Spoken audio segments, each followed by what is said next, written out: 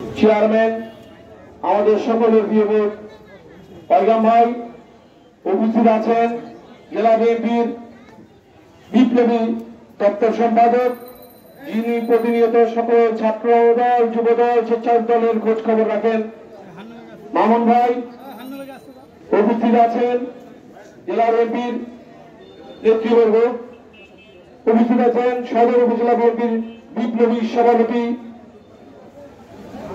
আব্দুল হামিদ ভাই উপস্থিত আছেন, সদর উপজেলা বিএনপির নেতৃবর্গ উপস্থিত আছেন, পৌর বিএনপির নেতৃবর্গ উপস্থিত আছেন, মহিলা দলের নেতৃবর্গ, শ্রমিক দলের নেতৃবর্গ, যুব দলের নেতৃবর্গ, স্বেচ্ছাসেবক দলের নেতৃবর্গ উপস্থিত আছেন, আমার প্রাণপ্রিয় সংগঠন বাংলাদেশ জাতীয় ছাত্র দলের সদর উপজেলা ছাত্র দলের নেতৃবর্গ, ঠাকুরগাঁও সরকারি কলেজ ছাত্র দলের নেতৃবর্গ, পৌর ছাত্র দলের নেতৃবর্গ এবং প্রত্যেকটি ইউনিয়ন থেকে আগত ছাত্রদের নেতৃবর্গ সকলকে জানাই ঠাকুরগাঁও জেলা ছাত্র দলের পক্ষ থেকে সংগ্রামী শুভেচ্ছা অভিনন্দন।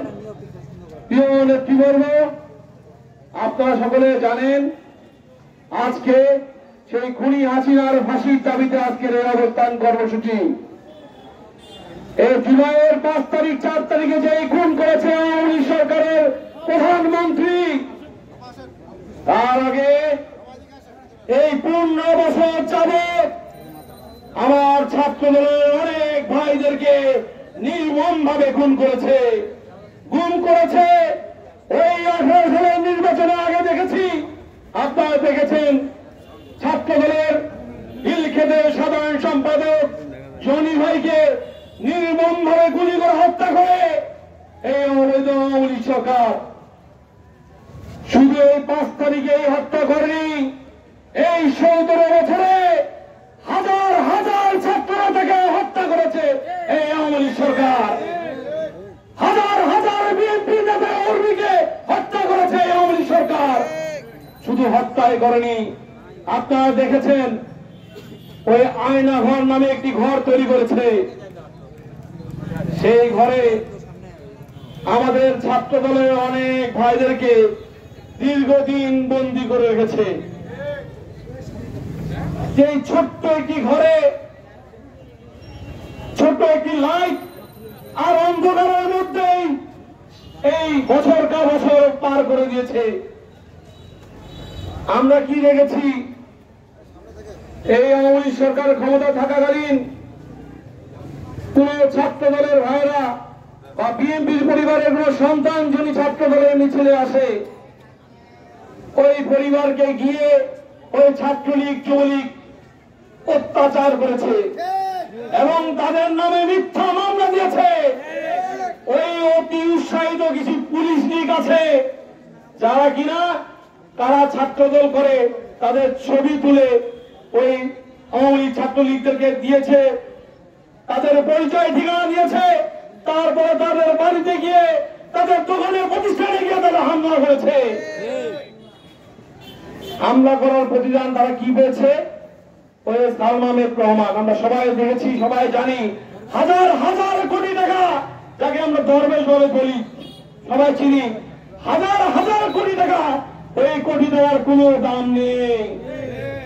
শেষ মেশে দাড়ি কেটে কি হিসেবে নৌকা করে পার হয়ে দিয়েছিল ভারতে, ওই তার নৌকাও তার রেখাই করতে পারে নাই, টাকারও কোনো দাম নাই।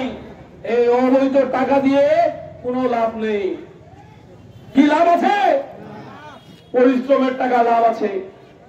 অল্প কামাই করবো, বুক খুলে চলবো, বুক খুলে খাবো, ওই আওয়ামী লীগের মতো আচরণ করবো না।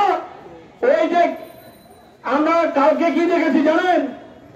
টিভি রক্ত হেলমেট পরে, কালাম কাপড় পরে মোটরসাইকেল দিয়ে যাচ্ছে শহরে, মুখ দেখাতে পারে না। জানাই, ভয় পান না, আপনাদের মতো আচরণ আমরা করব না। ওই আপনারা যে আচরণ করেছেন সেই আচরণ আমরা করব না। কিন্তু এর পরে বলতে চাই, ওই হিন্দু সম্প্রদায়কে আপনারা কি করছেন? উস্কানি দিচ্ছেন। উস্কানি দিয়ে দাঙ্গা সৃষ্টি করতে চান।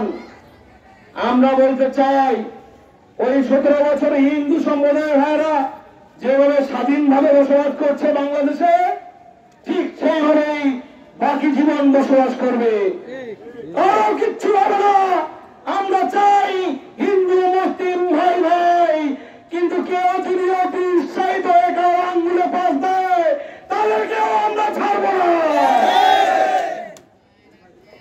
আপনাদেরকে আরো বলতে চাই, ওই আওয়ামী লীগ ছাত্রলীগ শুনতেছি 14 তারিখ 15 তারিখ নাকি তারা মাঠে নামবে।